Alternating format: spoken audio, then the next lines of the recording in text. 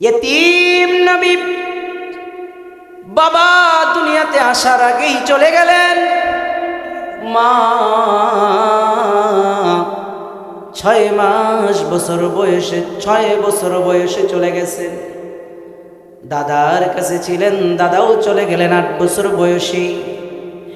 এরপরে চাচা আবু তালিবের কাছে রসুলের জিন্দেগি মোটামুটি পার করেছেন। চাচা আবু তালেব রসুলকে অনেক বেশি ভালোবাসতেন।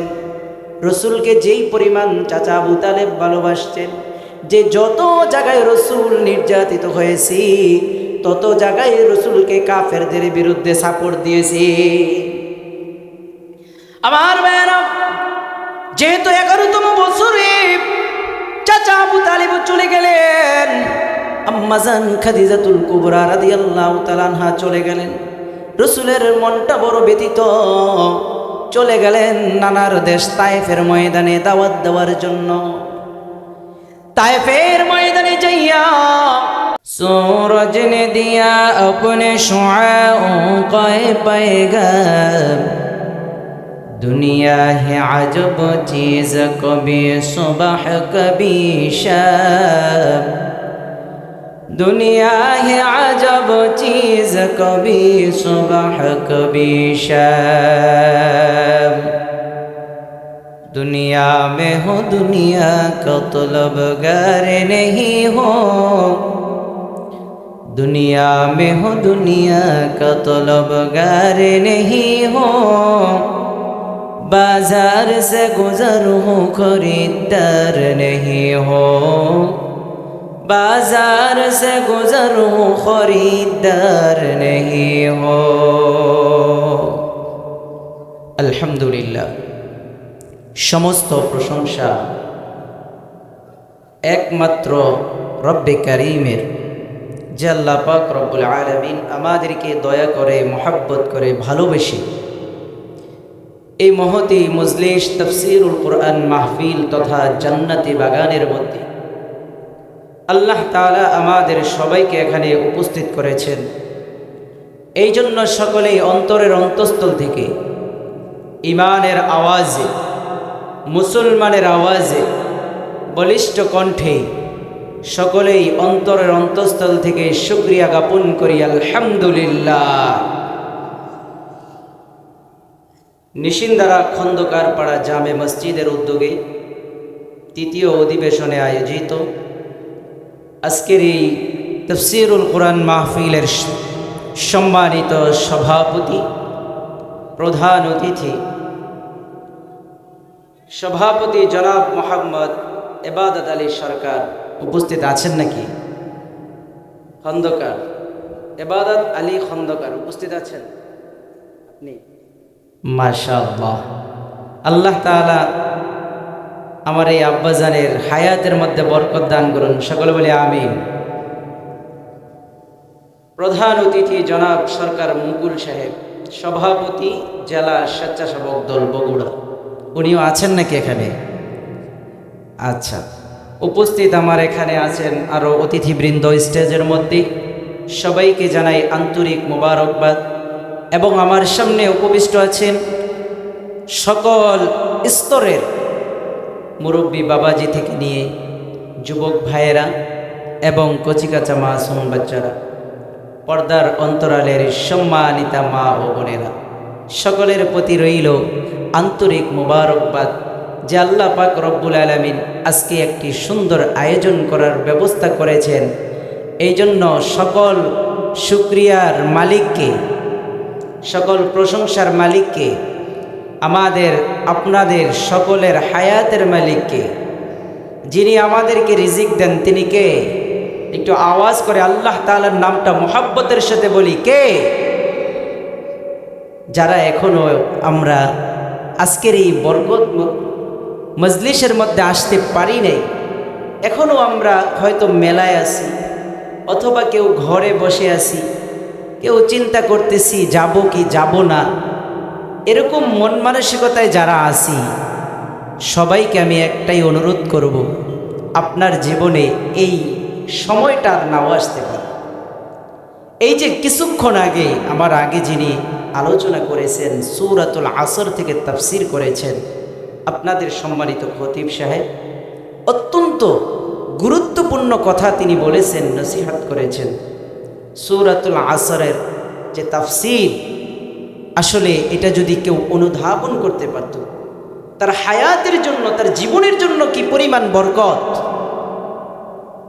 আমরা ফ্রিজ থেকে বরফ বের করি না, বরফ এটা দেখবেন বের করার পর থেকে এটা আস্ত থাকে না গলতে থাকে।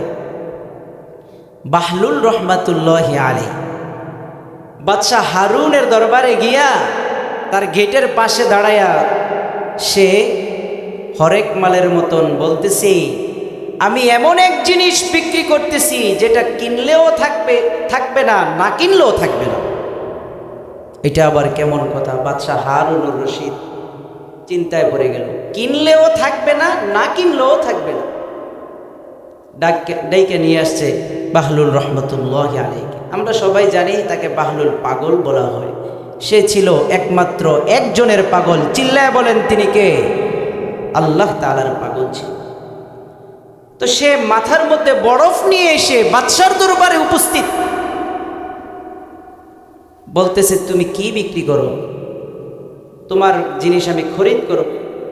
বলে এতক্ষণে আপনি বলতেছেন এটা তো গলে শেষ হয়ে গেছে। এমন জিনিস তুমি কেন বিক্রি করো যেই জিনিস তুমি খরিদ্দার পর্যন্ত তুমি পুষতে পারো না? বলে তুমি তো বড় বোকার সাগরে বাস করো। বাদশাহ হারুনুর রশিদ যখন বাহলুলকে এই কথা বলছি, বাহলুল বলতেছে, ও বাদশাহ হারুন, বোকা তো আমি না, বোকা তো আপনি। বলে কেন? আমি জানি আমার হায়াত শেষ হয়ে যাবে, এরপরেও আমি আল্লাহ তাআলার পাগল হয়ে আছি। আর আপনি জানেন আপনি সিংহাসনে বসে আছেন, আপনার হায়াত শেষ হবে, তারপর আপনি আল্লাহ তাআলার দিকে ঝুঁকতেছেন না। তাহলে বোকার সাগরে কে আছে? বাহলুল পাগলকে বাদশাহ হারুন একটা লাঠি দিয়েছিল, বলেছিল এই লাঠিটা তুমি তোমার চেয়ে বোকা যাকে পাও, সে বোকা বলে ডাকতো, তোমার চেয়ে বোকা যাকে পাও তাকে দিয়ে দিবা। যখন বাদশাহ হারুনুর রশিদ মৃত্যুর শয্যায়, বাহলুল সেই লাঠিটা নিয়ে উপস্থিত এবং বাদশাহ হারুনুর রশিদকে দিচ্ছে। বলে এই যে নাও তোমার লাঠি, তোমাকে ফেরত দিলাম। বলে কাউকে কি তুমি বোকা পাও নাই তোমার চেয়ে? বলে পেয়েছি তো। কোথায়? এই যে আমার সামনে উপস্থিত। তো তুমি আমাকে বোকা ভাবছো? বলে দেখো আমি তো পাগল, আমি জানি আমার হায়াত শেষ হবে, এই জন্য আমি যেখানে আমার কবর, যেই জায়গা আমার আপন, সেটাকে আমি আবাদ করছি। আর তুমি জানো তোমার এই রাজপ্রাসাদ তোমার থাকবে না, তুমি মারা যাওয়ার পরে এটা তোমার হবে না, তারপরও তুমি জেনে শুনে এটাকে আবাদ করেছো, তোমার চেয়ে বোকা আর কে হতে পারে?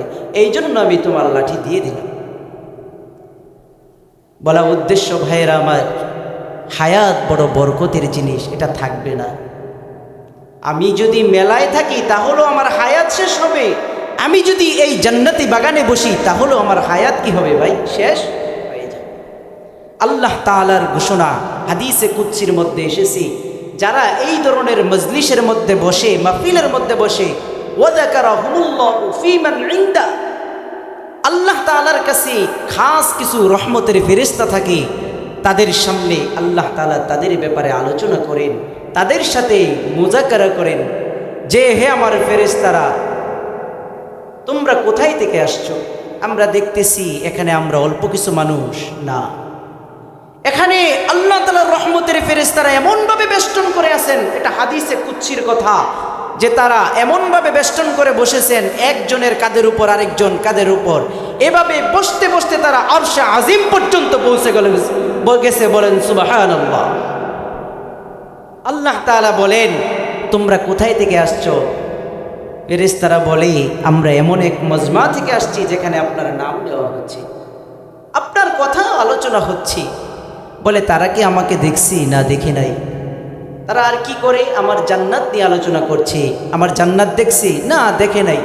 যদি আমার জান্নাত দেখতো, বুখারী শরীফের লম্বা হাদিস সংক্ষিপ্তভাবে বলছি, যদি আমার জান্নাত দেখতো, বলে তাহলে তারা জান্নাতের আশায় আরো আগেই সেখানে তারা বসে যাইতো। বলেন সুবহানাল্লাহ।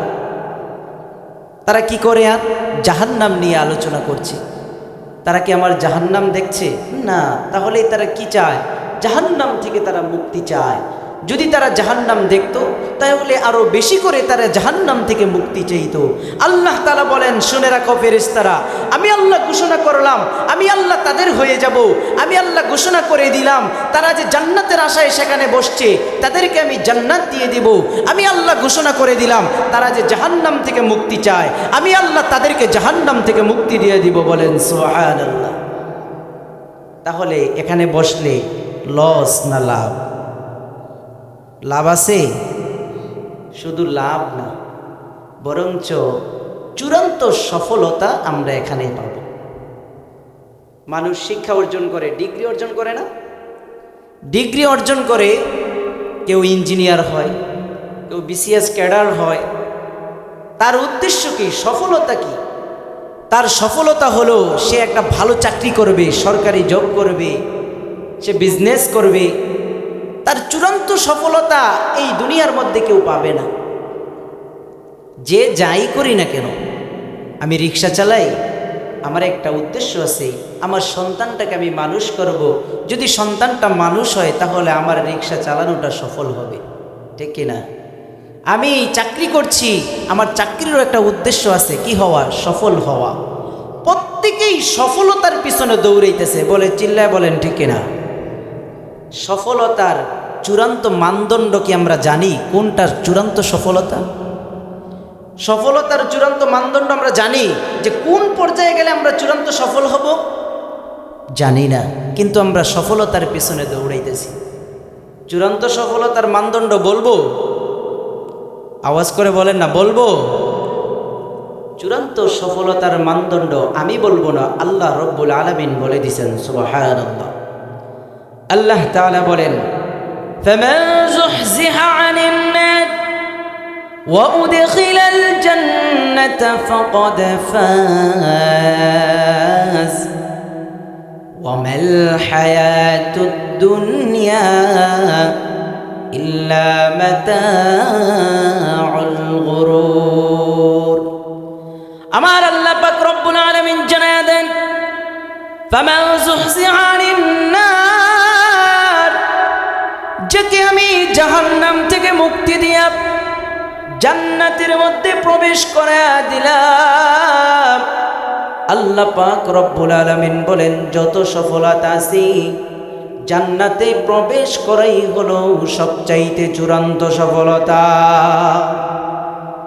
তাহলে দুনিয়ার আশেপাশে না ঘুরে এই সফলতার পিছনে দৌড়ানো দরকার আছে না নাই? আজকে যেহেতু জানছি যে চূড়ান্ত সফলতা হলো জান্নাতে পৌঁছা, সুতরাং জান্নাতে পৌঁছতে হলে যেই কাজ করা দরকার আমরা সেই কাজের মধ্যেই অংশগ্রহণ করব। যারা আমরা এখনো ঘোরাফেরা করতেছি সকলকেই অনুরোধ করব, আজকের এই মাহফিলে চলে আসেন, কিছু পুঁজি হলো এখান থেকে নিয়ে যান। আল্লাহ তাআলা হয়তো আজকের এই বছরের শুরু, জানুয়ারির কয় তারিখ? 2 তারিখ। আজকে এই 2 তারিখ, এর উসিলা করে আল্লাহ হয়তো সামনের বছরটাকে আমাদের জন্য কামনা মঙ্গলময় করে দিবেন। এই জন্য ভাই চলে আসি, পর্দার অন্তরালের মা বোনদেরকে বলবো, রাস্তাঘাটে আমরা চলাফেরা করব না। এখানে প্যান্ডেল মনে হয় করা হয়েছে মহিলাদের জন্য, আমরা আমাদের স্বস্থানে বসে কিছু কোরআন ও হাদিসের কথা শুনি। থাকবো তো ইনশাআল্লাহ? শেষ পর্যন্ত থাকবো তো? আমাদের প্রধান বক্তা আলহাজ মৌলানা মোহাম্মদ আব্দুল ওয়াহাব জাফরি সাহেব হুজুর আসার আগ পর্যন্ত যতটুকু আল্লাহ তাআলা তৌফিক এনায়েত ফরমান, এর উপরে কিছু আমি এই আলোচনা চালিয়ে যাব ইনশাআল্লাহ। আল্লাহ তাআলা আমাদের সবাইকে তৌফিক দান করুন, সকলে বলে আমিন। আল্লাহ তাআলা যে আমাদেরকে এখানে নিয়ে আসছেন, এটা আল্লাহ তাআলার একটা খাস রহমত। কেমন রহমত জানেন? যে আল্লাহ তাআলা আমাদেরকে ভালোবাসেন। আল্লাহ তাআলা আমাদেরকে কি করেন? আচ্ছা, আল্লাহ যাকে ভালোবাসেন, দুনিয়ার সমস্ত মানুষ যদি তাকে ঘৃণা করে তাহলে তার লাভ হবে না লস? লাভ হবে। কারণ আল্লাহর ভালোবাসা একদিকে, সারা পৃথিবীর ঘৃণা আর শত্রুতা যদি একদিকে থাকে তাহলে সেটা কোনো কাজে আসবে না। সারে দুনিয়া কো মুখালিফ कुछ भी नुकसान नहीं है, गम नहीं है, डर नहीं है, जब खुदा रहमान है। পুরা পৃথিবী একদিকে আমার বহিরে আমার শত্রু হয়ে দাঁড়াইছে, কিন্তু আমার উপরে আল্লাহ রাজি খুশি হয়ে গেছে, তাহলে সারা পৃথিবী মিলে আমার চুল পরিমাণ ক্ষতি করতে পারবে না। আর আল্লাহ যদি আমার প্রতি অসন্তুষ্ট হয়ে যান, সারা পৃথিবীর মানুষ যদি আমার পক্ষে কাজ করে, তাহলে চুল পরিমাণ আমার উপকারও করতে পারবে। পারবে নাকি? আপনাদের কি বিশ্বাস আছে? আল্লাহ তাআলার প্রতি বিশ্বাস আছে তো? ইনশাআল্লাহ।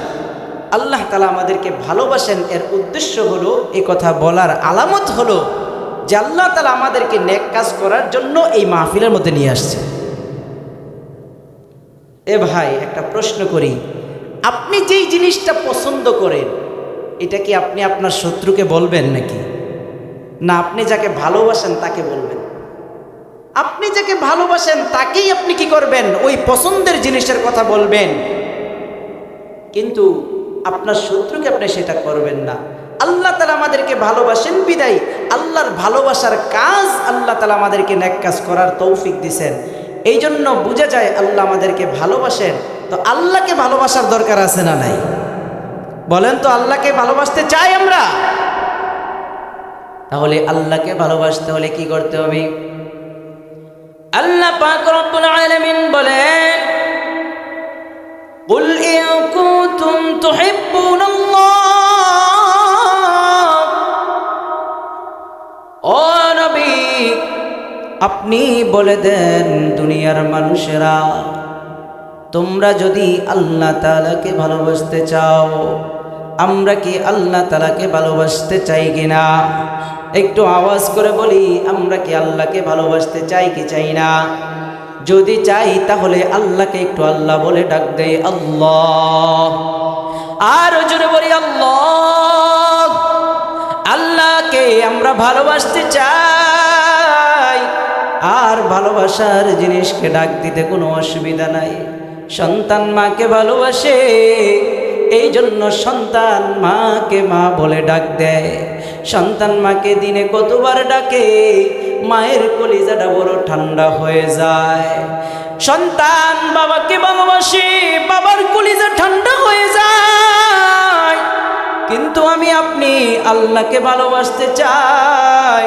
আল্লাহকে আমি আপনি দিনে কয়বার ডাকি রে বাবা? আল্লাহ তাআলাকে বেশি বেশি ডাকার দরকার আছে না নাই? আল্লাহকে বেশি বেশি করে ডাকতে হবে।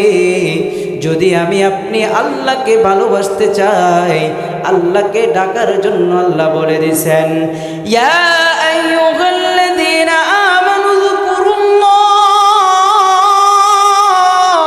যিকরান কাসীরা। ও দুনিয়ার মানুষ শুনে রাখো, ও ইমানদাররা, তোমরা যদি আল্লাহকে ভালোবাসতে চাও তাহলে বেশি বেশি করে আল্লাহ তাআলাকে স্মরণ করো। নবীকে আল্লাহ তাআলা জানায়া দেন, কুল ইন কুনতুম তুহিব্বুনাল্লাহ,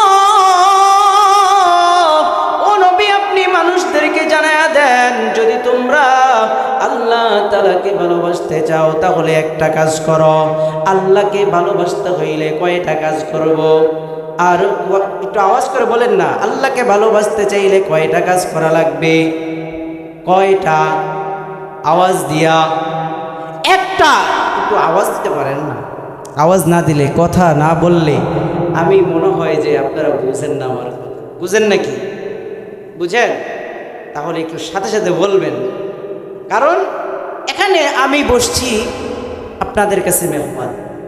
দেখেন, আপনাদের কাছে আপনাদের খতিব সাহেব, ইমাম সাহেব, আশেপাশের উলামায়ে কেরাম অনেক সুন্দর আলোচনা করেছেন। এক একজন এখানের প্রধান বক্তা হওয়ার যোগ্য। তো আমি মেহমান হিসেবে আপনাদের কাছে হয়তো অপরিচিত, কিন্তু আমার আলোচনার দাসটাই এমন। আমি যখন মসজিদে বা বিভিন্ন জায়গায় আলোচনা করি, তখন আমার আলোচনার দাসটা এমনই হয় যে আমি প্রশ্ন করব, তারা পাল্টা জবাব দেবে। তা আপনারা কি এটার জন্য তৈরি আছেন তো? ইনশাআল্লাহ। তাহলে ভালোবাসতে হইলে আল্লাহকে কয়টা কাজ করা লাগবে? শুধু একটা কাজ। কয়টা কাজ? এই একটা কাজ করতে আমি আর আপনাদের যদি হাজারো কষ্ট হয়, আমরা সেটা করতে রাজি আছি তো ইনশাআল্লাহ। আল্লাহ তাআলা বলেন, ইন কুনতুম তুহিব্বুনাল্লাহ, ও নবী আপনি মানুষদেরকে জানায়া দেন, যদি তোমরা আল্লাহ তাআলাকে ভালোবাসতে চাও তাহলে একটা কাজ করবা, সেটা হলো ফাত্তাবিউনি। নবী বলেন, তোমরা আমি নবী মুহাম্মাদুর রাসূলুল্লাহ সাল্লাল্লাহু আলাইহি ওয়াসাল্লামকে অনুসরণ করো। নবীকে যদি অনুসরণ করি, নবীর অনুসরণ এই একটা কাজ যদি কেউ করতে পারে জীবনে, তাহলে আল্লাহকে ভালোবাসা হবে। কাকে ভালোবাসা হবে? আল্লাহকে ভালোবাসা হবে। একটা কাজ করতে পারা, সেটা কি? নবীকে অনুসরণ করা। ফাত্তাবিউনি। আচ্ছা বলেন তো, নবীর অনুসরণ করা আমাদের জন্য দরকার আছে না নাই? আল্লাহ পাক রব্বুল আলামিন কোরআনের বিভিন্ন আয়াতের মধ্যে জানায়া দিয়েছেন, যেখানে আল্লাহ তাআলার অনুসরণের কথা বলেছেন, সেখানে নবীর অনুসরণের কথা আল্লাহ জানাইছেন। ইয়া আইয়ুহাল্লাযীনা আমানু আতিউল্লাহ, ও মানুষেরা, ইমানদারেরা, তোমরা আল্লাহ তাআলার অনুসরণ করো। আল্লাহ তাআলা বলেন, এবং রাসূলের অনুসরণ করো। আল্লাহ এবং তার রাসূলের অনুসরণ করার কথা আল্লাহ বলছেন। আবার যত জায়গায় আল্লাহ তাআলা তার অনুসরণের কথা বলেছেন, তত জায়গায় আল্লাহ রাসূলের অনুসরণের কথা বলে দিয়েছি। সুতরাং রাসূলের অনুসরণ করলেই আল্লাহর ভালোবাসা পাওয়া যাবে। আচ্ছা, আল্লাহর ভালোবাসা পাইলে চূড়ান্ত একটা লাভ আছে, লাভের কথা সবার পরে বলবো, কিন্তু তার আগে রাসূলকে অনুসরণ করার জন্য আমাদের একটা মানদণ্ড দরকার। সেটা হলো যে রাসূলকে সবচাইতে বেশি ভালোবাসতে হবে। রাসূলকে সবচাইতে বেশি কি করতে হবে? যাকে আমি অনুসরণ করব, তার ভালোবাসা যদি আমার অন্তরে না থাকে, তাহলে তাকে আমি অনুসরণ করবই বা কি করে? এই জন্য তার ভালোবাসা আমার অন্তরে থাকা দরকার আছে না নাই? কি পরিমাণ? যে সবচাইতে বেশি ভালোবাসা তার আমার অন্তরের মধ্যে তার থাকতে হবে।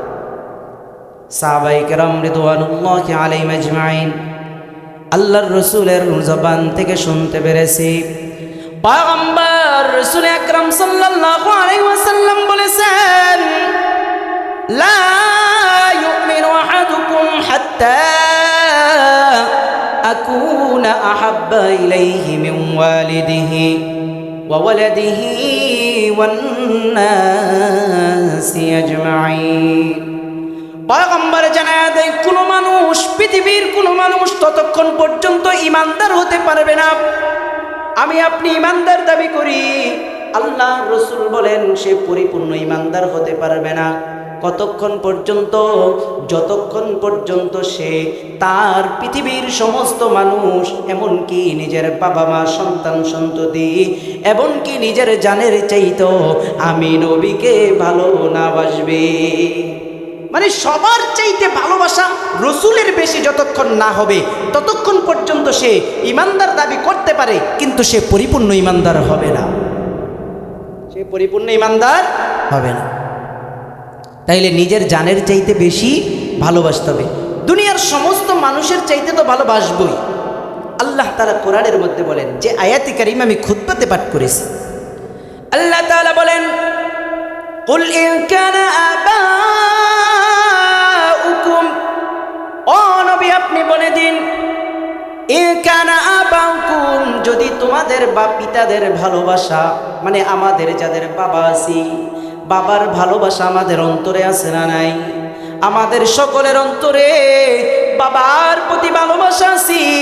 আল্লাহ তাআলা জানায়া দেন, তোমাদের বাবার প্রতি যাদের ভালোবাসা আছে, ইন কানা আবাউকুম ওয়া আবনাউকুম, এবং তোমাদের সন্তানদের ভালোবাসা, ওয়া ইখওয়ানুকুম, এবং তোমাদের ভাইয়ের প্রতি ভাইয়ের ভালোবাসা, ওয়া আজওয়াজুকুম, স্ত্রীদের প্রতি ভালোবাসা, ওয়া আশীরাতুকুম, আত্মীয় স্বজনের প্রতি ভালোবাসা, ওয়া আমওয়ালুন ইকতারাফতুমুহা, এবং যে সম্পদ আমরা উপার্জন করি ওই সম্পদের প্রতি আমাদের ভালোবাসা আছে। আল্লাহ পাক রব্বুল আলামিন সম্পদের ভালোবাসার কথাও বলেছেন, এবং আল্লাহ তাআলা বলেন, ওয়া আমওয়ালুন ইকতারাফতুমুহা ওয়া তিজারাতুন তাখশাউনা কাসাদাহা, আর আমাদের যে ব্যবসা বাণিজ্য আছে ওই ব্যবসার প্রতি আমাদের ভালোবাসা আছে। ওয়া মাসাকিনু তারদাউনাহা, এবং আমরা যেই বসবাসের স্থান আছে, কারো টিনের ঘর, কুড়ের ঘর, কারো 5 তলা বিল্ডিং, 10 তলা বিল্ডিং, যার যেটাই বাসস্থান আছে ওই বাসস্থানটা তার কাছে বড় প্রিয়। আল্লাহ তাআলা 8টা বস্তুর কথা উল্লেখ করলেন।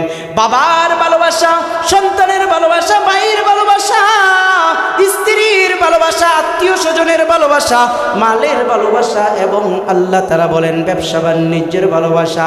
আল্লাহ তাআলা বলেন থাকার ব্যবস্থার ভালোবাসা। এই 8টা বস্তুর ভালোবাসা সাধারণত মানুষের মধ্যে থাকে কি থাকে না? এগুলোর জন্যই তো মানুষ আজকে এত যুদ্ধ বিগ্রহ, যে আজকে আমার বাবা আছে, বাবার সাথে যদি কেউ খারাপ আচরণ করে, সে যেই হোক না কেন, সে তার বিরুদ্ধে দাঁড়িয়ে যায়। ভাইয়ের সাথে ভাইয়ের শত্রুতা থাকতে পারে, কিন্তু অপর মানুষ যদি ভাইকে আঘাত করে, তাহলে ভাইয়ের প্রতি তার যে ভালোবাসা, অপর মানুষের বিরুদ্ধে সে দাঁড়িয়ে যায় ভাইয়ের পক্ষ হয়ে। এভাবে ভাই, আত্মীয় স্বজন, স্ত্রী, সন্তান, সন্ততি, এবং যারা আত্মীয় স্বজন আছে, এবং সম্পদ, মাল, ব্যবসা বাণিজ্য, এই সব কিছুর জন্যই তো আজকে এই মারামারি, হাঙ্গামা দাঙ্গামা, বলেন ঠিক কিনা? এগুলার প্রতি যদি ভালোবাসা না থাকতো তাহলে দুনিয়াতে মারামারিও হইতো নাকি? রাতের বেলায় গুম হইতো নাকি? মানুষ নিহত হইতো নাকি? এটা আওয়াজ করে বলেন না নাকি? তাহলে এগুলার ভালোবাসা মানুষের অন্তরে আছে দেখেই আল্লাহ উল্লেখ করে বলছে, এই সবগুলোর ভালোবাসা যদি 3 বস্তুর ভালোবাসার চাইতে বেশি হয়, তাহলে তোমাদের উপরে আল্লাহ তাআলার আযাব চলে আসবে। বলেন নাউযুবিল্লাহ। কয় বস্তুর ভালোবাসা? 3 বস্তু। 1 নাম্বার, আহাব্বা ইলাইকুম মিনাল্লাহ, আল্লাহ তাআলার ভালোবাসা, ওয়া রাসূলিহি, এবং আল্লাহর রাসূলের ভালোবাসা, ওয়া জিহাদিন ফি সাবিলিক, আর 3 নাম্বার হলো আল্লাহ তাআলার রাস্তায় নিজের জানমাল কুরবান করে দেওয়া। এই 3 বস্তুর ভালোবাসার চাইতে যদি ওই 8 বস্তুর ভালোবাসা মানুষের মধ্যে চলে আসে, তাহলে আল্লাহ তাআলার আযাব আমাদেরকে গ্রেফতার করবে। আল্লাহর আযাব গ্রেফতার করবে আমাদের। আল্লাহর রাস্তায় জানমাল কুরবান করব। জানমাল কি আমার? এই আওয়াজ করে বলেন একটু, জানমাল কি আমার? আমার না। কার এটা? আল্লাহ। মনে করেন আল্লাহ তাআলা কি সুন্দর ব্যবসা করছেন, এটা বোঝানোর জন্য একটা আয়াত টান দেব। এটা হচ্ছে মানে জুমলায় মুতারেজা, অপ্রাসঙ্গিক। যেহেতু ওয়াজিহাদিন ফি সাবিলি, আল্লাহর রাস্তায় জিহাদের কথা আসছে, তো জিহাদ করতে হলে জান দিতে হয়, মালও দিতে হয়। এই জন্য এই কথাটা বলার জন্য ওই প্রাসঙ্গিকটা টান দিল। সেটা হলো, মনে করেন এক ভাই ব্যবসায়ী, তার দোকানে অনেক মাল আছে, মানে একজন লোক তার দোকানে দাঁড়াইল, ওই লোকটাকে সে 10,000 টাকা দিল। ব্যবসায়িক ভাই সে 10,000 টাকা দিল, দিয়ে বলতেছে আপনি এই 10,000 টাকা দিয়া, মানে ব্যবসায়িক সে যে টাকাটা দিছে 10,000, ওই 10,000 টাকা দিয়ে তাকে বলতেছে আপনি এই 10,000 টাকা নেন, এই 10,000 টাকা দিয়ে আপনি আমার কাছ থেকে 10,000 টাকার পণ্য ক্রয় করুন। তাইলে এই ব্যবসায়িকটা কেমন ব্যবসায়িক? হ্যাঁ, কথাটা মনে হয় বুঝেন নাই। ব্যবসায়িক সে দিছে 10,000 টাকা এক ব্যক্তিকে, দিয়ে বলতেছে এই 10,000 টাকা দিয়া আপনি আমার সাথে ক্রয় বিক্রয় করবেন, 10,000 টাকার মাল আপনি আমার থেকে ক্রয় করবেন। তাহলে কি সুন্দর একটা বেচা কিনা না? ওই ব্যবসায়ী কত দয়াবান! আমার আপনার রব আল্লাহ পাক রব্বুল আলামিন আমাদেরকে জান দিয়েছেন, মালও দিয়েছেন, নাকি আমি নিজে নিছি? আল্লাহ তাআলা দিয়েছেন। আল্লাহ পাক রব্বুল আলামিন বলেন, ইন্নাল্লাহা আশতারা মিনাল মুমিনিনা আনফুসাহুম ওয়া আমওয়ালাহুম বিআন্না লাহুমুল জান্নাহ। আল্লাহ তাআলা বলেন, আল্লাহ পাক রব্বুল আলামিন মুমিনদের জান এবং মালের বিনিময়, মুমিনদের জান এবং মালের বিনিময় আল্লাহ তাআলা একটা ক্রয় বিক্রয় করেছেন। যে আল্লাহ তাআলা আমাকে জান দিলেন এবং মাল দিলেন, ওই আল্লাহ পাক রব্বুল আলামিন ওই জান এবং মালের বিনিময়ে একটা ক্রয় বিক্রয় করতেছেন। সুবহানাল্লাহ। আর একটু আওয়াজ করে বলি সুবহানাল্লাহ। আল্লাহ দিলেন জান, আবার দিলেন মাল। ওই দেওয়া জান মাল দিয়ে আল্লাহ তাআলা ক্রয় বিক্রয় করেন। কি ক্রয় বিক্রয় করেন? আল্লাহ তাআলা বলেন এই জান এবং মালের বিনিময় আমি আল্লাহ তাদেরকে একটা জান্নাত দিব। সুবহানাল্লাহ। আপনার পকেটে 10,000 টাকা আছে, বাসায় একটা মুদি মালামালও নাই, চাইল নাই, ডাইল নাই, তেল নাই, ঘরের মধ্যে কিছুই নাই। এখন এই 10,000 টাকা পকেটে লইয়া যদি ঘুরতেই থাকেন, পেটে কি খাবার জুটবে? ঘরে যারা আছে তাদের কি খাবার জুটবে? জুটবে না। 10,000 টাকা আপনার কাছে এখন মূল্যহীন, কারণ ক্ষুধার যন্ত্রণায় বাসায় সবাই কাতর হয়ে আছে। এখন ওই 10,000 টাকা দিয়ে আপনি কি করবেন? চাল কিনবেন, ডাল কিনবেন, ওইটা এখন আপনার কাছে মূল্যবান হয়ে গেছে, ঠিক না? তা আল্লাহ যে আমাদেরকে জানমাল দিলেন, এই জানমাল দিয়ে আমরা কি করব যদি জাহান্নামে যাওয়া লাগে? এ ভাই, আজকে সারা বিশ্বের মধ্যে যদি আমরা তাকাই, এই 8 বস্তুর ভালোবাসা আমাদের মধ্যে আসছে দেখেই আজকে করোনা হয়, বিভিন্ন ধরনের ভূমিকম্প হয়, ঠিক কিনা? আমার ভাইয়েরা, আল্লাহর রাসূল সাল্লাল্লাহু আলাইহি ওয়াসাল্লাম বলেছেন, লা ইউমিনু আহাদুকুম হাত্তা কুনা আহাব্বা ইলাইহি মিন ওয়ালিদিহি ওয়া ওয়ালাদিহি ওয়ান নাসি আজমাইন। কোনো ব্যক্তি ততক্ষণ পর্যন্ত পরিপূর্ণ ঈমানদার হতে পারবে না যতক্ষণ না পর্যন্ত ওই ব্যক্তির কাছে দুনিয়ার সমস্ত কিছুর চাইতে এবং কি তার নিজের জানের চাইতে আমি বেশি প্রিয় না হব। তার মানে রসুলের ভালোবাসা নিজের মধ্যে, আমার অন্তরের মধ্যে দুনিয়ার সমস্ত কিছুর চাইতে তো থাকতে হবেই, বরঞ্চ আমার নিজের জানের চাইতেও থাকতে হবে। একবার হযরতে ওমর রাদিয়াল্লাহু তাআলা আনহু, চিনেন নাকি ওমর? চিনেন? ইসলামের দ্বিতীয় খলিফা। কে? ইসলামের দ্বিতীয় খলিফা হযরতে ওমর। ওনার সম্পর্কে আল্লাহর রাসূল সাল্লাল্লাহু আলাইহি সাল্লাম বলেছেন, আমার পরে যদি কেউ নবী হতো, লাউ কানা নাবিয়্যুন বাদি লাকানা উমর ইবনুল খাত্তাব। আমার পরে যদি কেউ নবী হতো তাহলে হতো ওমর। একদিন ওমর রাস্তা দিয়ে হাঁটতেছে, আল্লাহর রাসূল সাল্লাল্লাহু আলাইহি ওয়াসাল্লাম মুস্কি মুস্কি হাসে। ওমর আসে, রাসূল হাসে। ওমর আসে, রাসূল হাসে। কি রে, ঘটনা কি? ওমর চিন্তা করে, রাসূল কেন হাসে আমাকে দেখা? রাসূলকে হাসার কারণ জিজ্ঞাসা করলো। ওমর বলে, ইয়া রাসূলুল্লাহ, আপনি কেন হাসেন? আমার তো হাসার কারণটা বুঝে আসতেছে না। আল্লাহর রাসূল বলেন, ওমর, আমি যা দেখছি তুমি তো তা দেখো না। আমি দেখলাম যেই মাত্র তুমি রাস্তা দিয়া হাঁটতে হাঁটতে আসতেছো, সেই মাত্র শয়তান তোমাকে দেখে এমন ভাবে দৌড়ে পালাইছে, পিছনের দিকে তাকানোর সে সুযোগ পায় না। শয়তান ওমরের ভয় পাইত। কি পরিমাণ ওমরের পাওয়ার ছিল! আল্লাহর রাসূল সাল্লাল্লাহু আলাইহি সাল্লাম ওমরকে বলতেছি, আল্লাহ, এই জামানায় আমি দাওয়াতের কাজ করতেছি, কাফের মুশরিক সবাই আমার বিরোধী। আল্লাহ, একজন শক্তিশালী ব্যক্তি যার পাওয়ার আছে, তাকে আপনি ইসলামের জন্য কবুল করে নেন। আবু জাহেলও ছিল পাওয়ারি, উমরও ছিল পাওয়ার, দুজনের পাওয়ার ছিল, কিন্তু আল্লাহ তাআলা কবুল করছেন কাকে? ওমর রাদিয়াল্লাহু তাআলা। বলে কেন? যে উমরের মধ্যে একটা চিন্তা ছিল যে কোন জিনিসটা সত্য, যেটা সত্য তিনি সেটার পক্ষে থাকতেন সবসময়। এই জন্য আমরা সত্যের পক্ষে থাকবো তো ইনশাআল্লাহ। সত্যের পক্ষে যারা থাকে তাদের কপালে হেদায়েত জুটে, আর যারা সত্যকে ধামাচাপা দেয়, কি করে? সত্যকে ধামাচাপা দিয়া নির্দোষ মানুষকে জেলের মধ্যে যুগের পর যুগ তার জীবনটাকে শেষ করে দেয়। আল্লাহর আদালতে সেই দিন আর কোনো অসত্য থাকবে না, যেই সত্য তুমি ধামাচাপা দিয়েছো কিয়ামতের ময়দানে মালিক ইয়াউমিদ্দিন বিচার দিবস যখন কায়েম করবে তখন বুঝে আসবে তুমি কি অসত্য প্রকাশ করছো আর কি সত্য তুমি গোপন করছো। আমার ভাইরা, হযরতে ওমর আল্লাহর রাসূল সাল্লাল্লাহু আলাইহি ওয়াসাল্লামকে হত্যা করার জন্য বের হয়েছে, কিন্তু আল্লাহ তাআলা তাকে তো দিনের জন্য কবুল কইরেই নিছেন।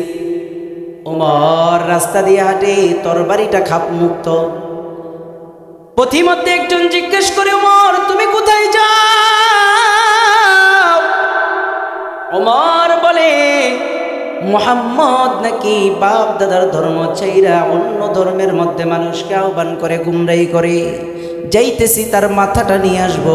বলে তুমি মুহাম্মদের কাছে পড়ে যাও, তোমার পরিবারকে তুমি আগে সামলাও, তোমার বোন এবং ভগ্নিপতি তো মুহাম্মদের দলে চলে গেছি, বোনের বাড়িতে গেছি। ভগ্নিপতিকে বুঝাইছে, লম্বা কাহিনী।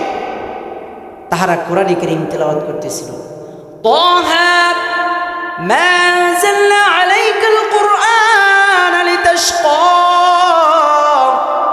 ইল্লা তাযকিরাতাল লিমান ইয়াখশা তানজিলাম মিম্মান খালাকাল আরদা ওয়াস সামাওয়াতিল উলা। হযরতে ওমর কোরআনে কারীমের ছোঁয়া পেয়েছেন, কানের মধ্যে কি যেন গুনগুন শব্দ আওয়াজ এসেছে। হযরতে ওমর জিজ্ঞেস করে, বোন ভগ্নিপতি তোমরা কি পড়ছিলা? বলে কোরআন পড়ছিলাম, আমাকে একটু শোনাও। শোনায়া দিল। হযরতে ওমর দিল গলে গেছে। যেই ওমর মুহাম্মাদুর রাসূলুল্লাহর মাথা নেওয়ার জন্য বের হয়েছে, ওই ওমরকে আল্লাহ তাআলা মুহাম্মাদুর রাসূলুল্লাহর পায়ের নিচে তরবারি রেখা কালেমা পড়ায়া দিছে। আল্লাহর রাসূল দোয়া করছি, ওই দোয়া কি পরিমাণ হইছে। উমর এবার দাঁড়াইছে, দাঁড়ায় বলতেছে, পয়গম্বর আমরা যেই পথে আছি এটা কি সত্য না মিথ্যা? বলে সত্য। তাহলে শুনে রাখেন, আজ থেকে সত্য গোপনে হবে না। ইসলামের প্রাথমিক যুগে 3 বছর গোপনে গোপনে দাওয়াত চলেছে। ওমর যেই নাকি আল্লাহর রাসূলের দোয়ার বরকতে ইসলাম গ্রহণ করেছে, এবার হযরতে ওমর দাঁড়ায়া ভাষণ দিয়েছে, কে আসো আসো আমার সামনে দাঁড়াইবা, আমার সামনে দাঁড়াইয়া তুমি তোমার সন্তানকে এতিম করবা, তোমার স্ত্রীকে বিধবা করবা। আসো তুমি দেখি আমার সামনে দাঁড়াও, আমি আজকে থেকে ঘোষণা দিলাম এই মক্কার মধ্যে ইসলাম প্রকাশ্যে প্রচার প্রসার করবে। সুবহানাল্লাহ। চিনছেন তো ওমর রে? সব সময় আবু বকর রাদিয়াল্লাহু তাআলার সাথে আমলের প্রতিযোগিতা করত হযরত ওমর। আমলের প্রতিযোগিতা দিয়া যে ওমর আবু বকরের আগে চলে যেতে চাইত। এক বুড়ির তার কিছু করে দেওয়ার মতন কেউ ছিল না, তো একজন প্রতিদিন যায় কে যেন কাজগুলো করে দিত। হযরত ওমর দেখতে পাইয়া বুড়িকে বলতেছে, মা আমি আজকে আসছি ফজরের পরে, তোমার কাজগুলো করে দেব। বুড়ি মা বলতেছে, যে প্রতিদিন আইসা কাজ করে দিয়ে যায় সে তো করে দিয়ে চলে গেছে। হযরত ওমর চিন্তা করল, না না, ফজরের পরে আসলে হবে না, ফজরের সময় আসতে হবে। এবার হযরত ওমর ফজরের সময় আসছে। বুড়িমাকে বলে, মা গতকাল তো আমি আসছিলাম যে আপনার কাজগুলো করব, আজকে মনে হয় আমি নিরাশ হব না, কাজগুলো করে দিয়ে যাব। বুড়িমা যে কথা বলল যে তুমি আসার আগে যে প্রতিদিন কাজগুলো করে দিয়ে যায়, ওই ব্যক্তি এসে আমার কাজগুলো করে দিয়ে গেছি। বুড়িমার কথা শুনে ওমর চলে গেল। এবার চিন্তা করে, ফজরের সময় আসলেও হবে না, আমাকে আসতে হবে তাহাজ্জুদের সময়। হযরতে ওমর তাহাজ্জুদের সময় আসলো।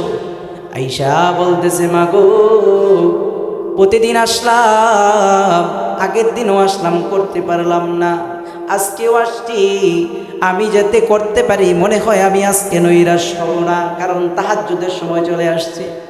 হযরতে ওমর এইবারও শুনে অবাক হয়ে গেল, যেই ব্যক্তি প্রতিদিন কাজ করে দিয়ে যায় আজকেও সে আসছে, কাজগুলো করে দিয়ে গেছে। হযরতে ওমর চিন্তা করে, আর আমি অপেক্ষায় থাকবো না, আমি আর অন্য দিন যাব না, আজকে আমি থেকেই গেলাম, দেখব আগামীকাল কোন লোকটাই সেই কাজগুলো করে দিয়ে যায়। গভীর রজনীতে ওমর চলে আসছে, আগেই আমি কাজ করবো না, কাজ পরে করবো বুড়িমার, কিন্তু কাজগুলো কইরা দিয়ে যায় এটাকে আমি দেখবো, ওই বুজুর্গ ব্যক্তিটার আমি দেখতে চাই। কিছুক্ষণ পর দেখে হযরতে আবু বকর সিদ্দিক রাদিয়াল্লাহু তাআলা আনহু, আল্লাহু আকবার, হযরতে আবু বকর জুতা খুলে, জুতা সারা টিপ টিপ করে তিনি আসতেছেন বুড়িমার কাজ করার জন্য। এমন সময় ধরছে হযরত ওমর, আপনি কেন প্রতিদিন এইসা কাজগুলো করেন? বলে, আমি তো কাজগুলো করে দিয়ে যাই, বুড়িমার তো কেউ নাই, আপনি এত গভীর রাতে আসেন। তখন হযরত আবু বকর সিদ্দিক রাদিয়াল্লাহু তাআলা আনহু খলিফা বলে, আপনি তো শাসন কার্যকরের মধ্যে লিপ্ত থাকেন, ব্যস্ত থাকেন, এই কাজগুলো আমাদেরকে দিয়া করাইলেই তো পারেন। বলে, আমি তো কারোর জন্য করি না, করি কার জন্য? একমাত্র আল্লাহ তাআলার সন্তুষ্টির জন্য। বলে, জুতা খুলে কেন আসছেন? জুতা খুলে আসছি, জুতা পরে যদি আসতাম তাহলে দুনিয়ার মানুষ জেনে যাইত আমি তো আল্লাহকে জানানোর জন্য আসছি, এই জন্য আমি আবু বকর জুতাগুলো খুইলা আসছি। এবার উমর রাদিয়াল্লাহু তাআলা আনহু ধরছি, কয়, আপনি আমার জিন্দেগির সমস্ত আমল নিয়ে যান, আমার জিন্দেগির সমস্ত আমলগুলো নিয়ে যান, তবে আপনি না। হযরত আবু বকর যখন এই কথা শুনছে, উনি তো বড় সরল সোজা মানুষ ছিলেন, কিন্তু বোকা তো আর ছিলেন না। আবু বকর কি বোকা ছিলেন? তিনি সরল মানুষ ছিলেন। আলেম ওলামা সরল থাকে, কখনো কটু কথা কাউকে বলে না। একজন আইসা, হুজুর এই কাজটা কেন করলেন? হুজুর নরম ভাষায় কথা বলে, এটা সিফত হুজুরের, কিন্তু হুজুর সরলভাবে কথা বলে, এর মানে এটা নয় হুজুর বোকা। এর মানে কি এটা? হুজুর কোনোদিন বোকা নয়, হুজুর সরলভাবে থাকে, সৎভাবে থাকে, সৎভাবে কথা বলে। হযরতে আবু বকর বলে, উমর জিন্দেগির সমস্ত আমল দিবা, কারণ কি? একটা তো কোনো গাবলা আছে। বলে, জিন্দেগির সমস্ত আমল দিব, একটা জিনিস চাই। বলে, আপনার হিজরতের 3 দিনের আমল আমাকে দিয়ে দেয়। রসুলের সাথে হিজরতের সময় কয় দিন ছিল? 3 দিন। 3 দিন শহরে গুহার মধ্যে ছিল, ওই 3 দিনের আমলটা আপনি আমার দিয়ে দেন। এবার আম্মা জান আয়েশা সিদ্দিকা রাদিয়াল্লাহু তাআলা আনহা আল্লাহর রসুলকে আকাশের তারকাগুলো দেখায় বলতেছে, এই যে আকাশের তারকাগুলো দেখতেছেন, এই আকাশের তারকাগুলোর চাইতে পৃথিবীর আপনার উম্মতের মধ্যে কারো আমল কি বেশি আছে? বলে, আছে একজনের। আম্মা জান আয়েশা চিন্তা করতেছে মনে মনে, মনে হয় আমার বাবার নামটা বলবে। হযরতে আবু বকর সিদ্দিক রাদিয়াল্লাহু তাআলার নাম না বলে হযরতে ওমরের নাম বলছে, যে আমার উম্মতের মধ্যে ওমরের আমল হইল ওই আকাশের তারকার চাইতে বেশি। সুবহানাল্লাহ। তাইলে আম্মা জান আয়েশা সিদ্দিকা রাদিয়াল্লাহু তাআলা আনহার মনটা বড় খারাপ হয়ে গেছে, যে আমার বাবার নাম বলবে তো দূরের কথা, বলছে কার নাম? ওমরের নাম। এবার রাসূল বলেন, আয়েশা তুমি কি চাও, কি বলতে চাও? আমি রাসূল বুঝেছি, শুনে রাখো আয়েশা রে, ওমরের আমল ওই তারকার চাইতে বেশি হতে পারে, কিন্তু তোমার বাবা আবু বকরের আমল সম্পর্কে জানোনি? আমার উম্মতের মধ্যে যত মানুষ আছে, সমস্ত মানুষের আমল যদি এক পাল্লায় রাখা হয়, আর আবু বকরের আমল যদি এক পাল্লায় রাখা হয়, তাহলে আবু বকরের আমল সবচাইতে বেশি হয়ে যাবে। সুবহানাল্লাহ। সমস্ত উম্মতের আমলের মধ্যে ওমরের আমলও আছে। তাইলে আবু বকর সিদ্দিক রাদিয়াল্লাহু তাআলা কি পরিমাণ মর্যাদা সম্পন্ন। বলতেছিলাম হযরত ওমর, ওনার সম্পর্কে কিছু জ্ঞান লাভ করা।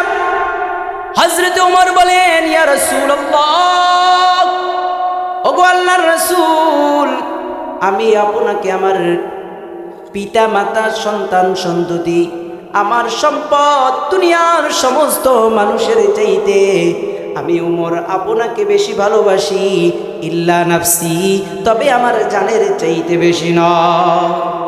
এই কথা বলছি। যে আমার জানের চাইতে বেশি নয়, কিন্তু পৃথিবীর সমস্ত কিছুর চাইতে আমি আপনাকে বেশি ভালোবাসি। এই কথা বলার পর আল্লাহর রসুল বলেন, ওমর, লা, তুমি পরিপূর্ণ ইমানদার হতে পারো নাই তুমি, কারণ যতক্ষণ না পর্যন্ত তোমার নিজের জানের চাইতে বেশি আমাকে ভালো না বাসবে, ততক্ষণ পর্যন্ত তুমি পরিপূর্ণ ইমানদার হতে পারবে না। হযরত ওমর কিছুক্ষণ চিন্তা করতেছিল। কিছুক্ষণ চিন্তা করতে করতে এবার রসুলকে বলে, ও আল্লাহর রসুল, চিন্তা করে দেখলাম আমি আমার সমস্ত কিছুর চাইতে নয়, বরং আমি আমার নিজের জানের চাইতেও বেশি আপনাকে ভালোবাসি। আল্লাহর রসুল বলেন, আল্লাহ ওমর, হ্যাঁ, এবার তুমি পরিপূর্ণ ইমানদার হতে পারছো। রসুলের ভালোবাসা অন্তরের মধ্যে সবচাইতে বেশি থাকতে, নিজের জানের চাইতে, নিজের বাবার চাইতে। রাইসুল মুনাফিকিন, রসুলের জামানায় ইসলামের সবচাইতে বেশি ক্ষতি করছে যারা, তারা হলো মুনাফিক। তারা কি? প্রত্যেক জামানায় যারা ইসলামের ক্ষতি করে দেখবেন, খুঁজে দেখবেন, মুনাফিকদের হাত সবচাইতে আগে থাকে। রাইসুল মুনাফিকিন, মুনাফিকদের সর্দার, তার নাম ছিল আব্দুল্লাহ ইবনে উবাই। মুনাফিকদের সর্দার, তার নাম আব্দুল্লাহ, তার সন্তানের নামও আব্দুল্লাহ, বাবার নাম আব্দুল্লাহ, সন্তানের নামও আব্দুল্লাহ। কিন্তু আশ্চর্যের বিষয় হলো, বাবা আব্দুল্লাহ মুনাফিকদের সর্দার, আর ছেলে আব্দুল্লাহ রসুলের আশেক, খাঁটি সাহাবী। হযরতে আব্দুল্লাহ রাদিয়াল্লাহু তাআলা আনহু রসুলের খাঁটি সাহাবী ছিলেন। আমার ভাইয়েরা, যখন নাকি রসুল সাহাবীদেরকে নিয়ে রাস্তা দিয়ে যায়, ওই রাইসুল মুনাফিকিন, মুনাফিকদের সর্দার আব্দুল্লাহ, সে কি করলো, নবীকে কটাক্ষ করে বলতেছে, একজন মানুষ যখন হাইটা যায় তখন কিছু ধুলাবালি উড়ে, বলে, ছি ছি মুহাম্মদ, নিম্নমানের মুহাম্মদের ধুলাবালি আমার শরীরে রাখছি, নাউজুবিল্লাহ। বাবা আব্দুল্লাহ মুনাফিক রসুলকে কটাক্ষ করে কথা বলেছে, কিন্তু ঘটনা করে মেয়ে রসুলের সাথে সাহাবীদের দলের মধ্যে ছিল সাহাবী আব্দুল্লাহ, মুনাফিকের সর্দারের সন্তান। ওই আব্দুল্লাহ বলে, ইয়া রাসূলুল্লাহ, ইয়া হাবিবাল্লাহ, আপনি যদি আমাকে হুকুম করেন, এই মুহূর্তে আমি আমার বাবার মাথাটা আপনার পায়ের মধ্যে আমি আঘাত করে ফালাইয়া দিব। তার মানে সাহাবায়ে কেরামের কাছে নিজের বাবার চাইতে রসুলের ভালোবাসা বেশি ছিল। বদরের যুদ্ধে একদিকে সন্তান রসুলের পক্ষে যুদ্ধ করছে, অপরদিকে বাবা কাফেরদের বিরুদ্ধে, কাফেরদের পক্ষ নিয়ে যুদ্ধ করতেছে।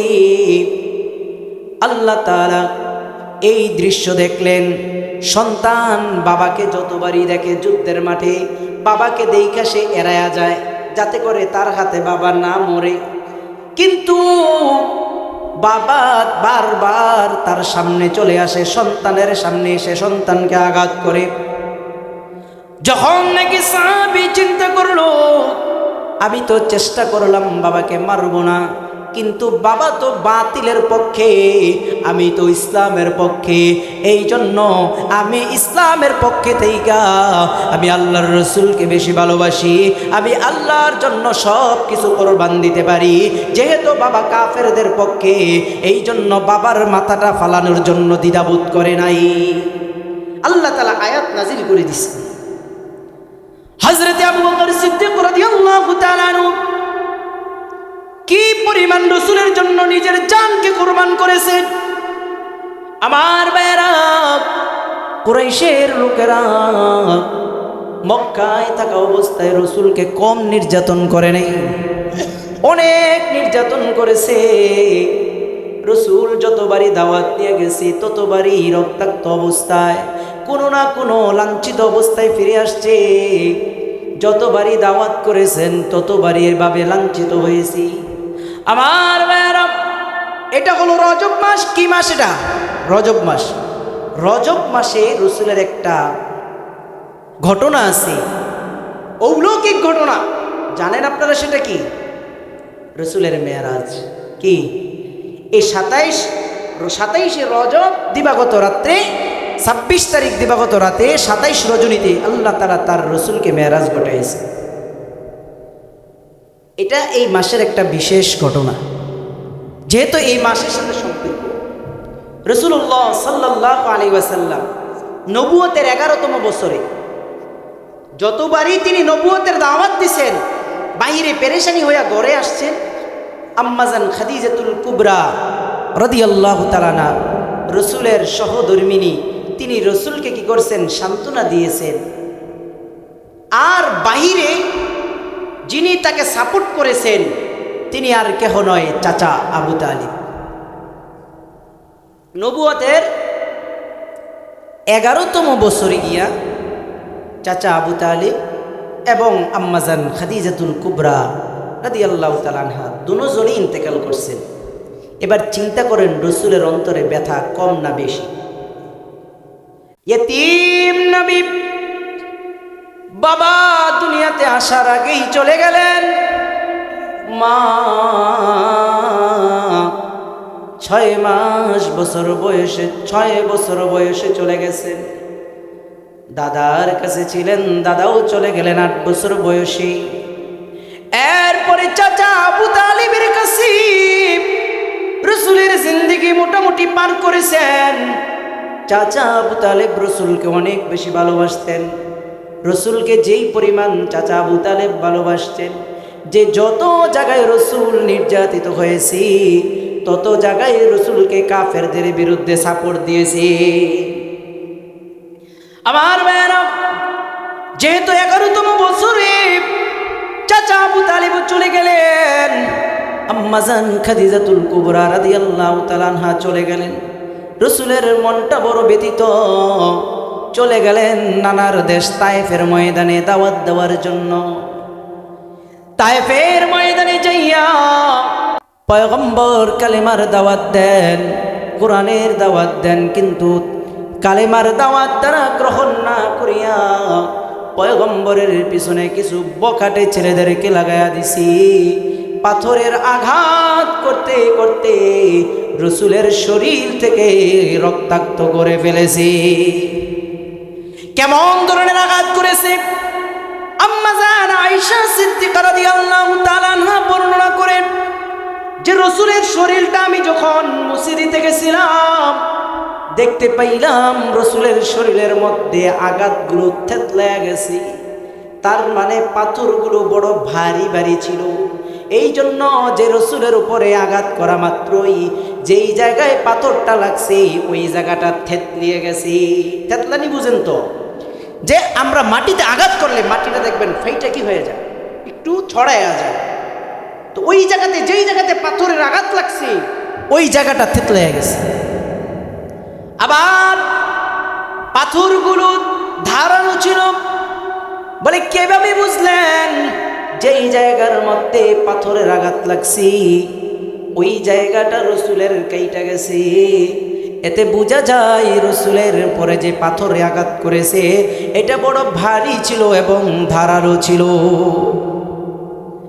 তায়েফের কাফেরেরা চিনল না এ আলো, দুষ্ট ছেলেদের পিছু দিল লেলিয়ে। হাজারো ব্যথা বেদনার পরে ফিরে আসুনি তুমি আপন ঘরে। দিনের আলো তুমি ছড়িয়ে দিতে চলে গেলে মদিনায় মক্কা ছেড়ে। হে রাসূল তোমাকে ভুলি আমি কেমন করে? রসুলকে ভুলা যায় না। আল্লাহ রাসূল সাল্লাল্লাহু আলাইহি ওয়াসাল্লাম তায়েফের ময়দানে গেলেন, সেখান থেকে নৈরাশ হয়ে ফিরে আসলেন। আসার পর এবার আল্লাহ তাআলা হযরতে জিবরিল আলাইহিস সালাতু ওয়াস সালামকে পাঠাইছেন। হযরতে জিবরিল আলাইহিস সালাতু ওয়াস সালাম একা আসেন নাই, সাথে করে পাহাড়ের ফেরেশতা নিয়ে আসছেন। আয়েশা বলতেছেন, ওগো আল্লাহর রাসূল, আপনি যদি হুকুম করেন এখনই পাহাড়ের ফেরেশতা তায়েববাসীদেরকে পাহাড় দিয়ে তাকে চাপা মেরে দিবে। আল্লাহর রাসূল সাল্লাল্লাহু আলাইহি সাল্লাম বদদুয়া করেন নাই, তখন তাদের প্রতি সহায় ছিলেন, সহানুভূতিশীল ছিলেন, যে কাফেরদের পর্যন্ত তিনি মারতে দ্বিধাবোধ করতেন। আমার ভাইয়েরা, এই তিনটা ব্যথা, একটা তো আম্মাজান খাদিজাতুল কুবরার ইন্তেকাল, অপরদিকে চাচা আবু তালেবের ইন্তেকাল, আর তায়েববাসীদের এভাবে ফিরাইয়া দেওয়া, আত্মঘাত করা, শরীরের মধ্যে নির্যাতন নিপীড়ন করা। আল্লাহ তাআলা এবার চিন্তা করলেন, আমার হাবিবকে আমার দিদাব লাভ করাইয়া দিব। এই জন্য আল্লাহ তাআলা এই রজব মাসে রসুলকে মেরাজ ঘটন ঘটাইয়েছেন, রসুলকে মেরাজে নিয়ে গেছেন। দীর্ঘ আলোচনা, লম্বা আলোচনা। রাসূলুল্লাহ সাল্লাল্লাহু আলাইহি ওয়াসাল্লাম হযরতে আবু বকর সিদ্দিক রাদিয়াল্লাহু তাআলা আনহু কি পরিমাণ রাসূলকে ভালোবাসছেন।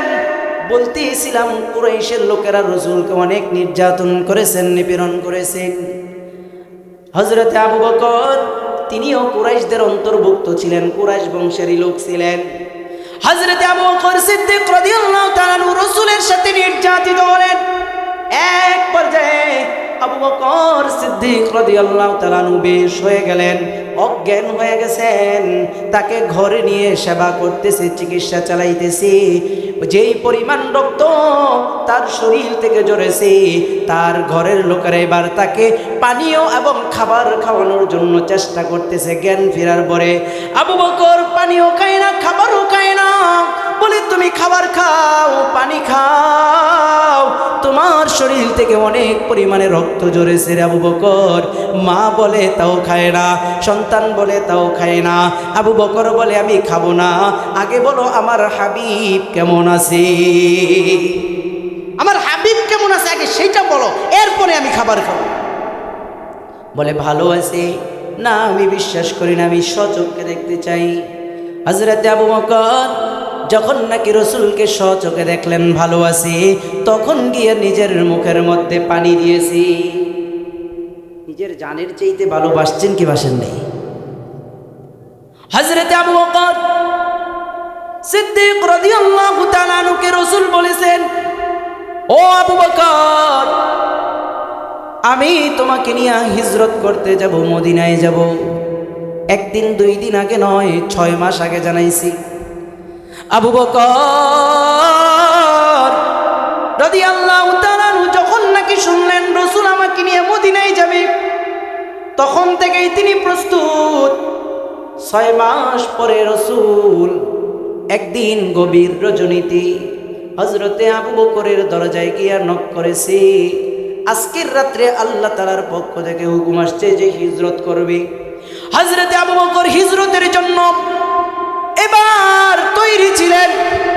হযরতে আবু বকর সিদ্দিক রাদিয়াল্লাহু তাআলা আনহুকে, লিল্লাহি তাকবীর। মুহতারাম হাজরিন, হযরতে আবু বকর সিদ্দিক রাদিয়াল্লাহু তাআলা আনহুর ঘরে গভীর রজনীতে গিয়ে নক করেছেন। হযরতে আবু বকর দরজা খুলে দিয়া বলে, লাব্বাইক ওয়া সাআদাইক ইয়া রাসূলুল্লাহ। ওগো আল্লাহর রাসূল, আমি আবু বকর আপনার খেদমতে হাজির। আল্লাহর পয়গম্বর বলেন, ও আবু বকর, তুমি কি ঘুমাও নাই? আবু বকর, তুমি কি বিছানায় শোও নাই? আবু বকর বলেন, পয়গম্বর, আপনি 6 মাস আগে আমাকে জানাইছেন আমাকে নিয়ে হিজরতে যাবেন, আমি আবু বকর কিভাবে ঘুমাই? আল্লাহর রাসূল যদি কখন আসে, কোন সময় আসে, যদি আইসা আমার দরজার মধ্যে আমার অপেক্ষা করে, তাহলে এই বেয়াদবি আমি আবু বকর সহ্য করতে পারবো না। হযরতে আবু বকর সিদ্দিক রাদিয়াল্লাহু তাআলা আনহু রাসূলকে নিয়ে চলছেন। প্রতিমধ্যে একবার রাসূলের ডাইনে যায়, একবার বামে যায়, একবার সামনে যায়, একবার পেছনে যায়। আবু বকরকে বলে, রাসূল বলতেছেন, তুমি কেন এভাবে ছুটাছুটি করতেছো?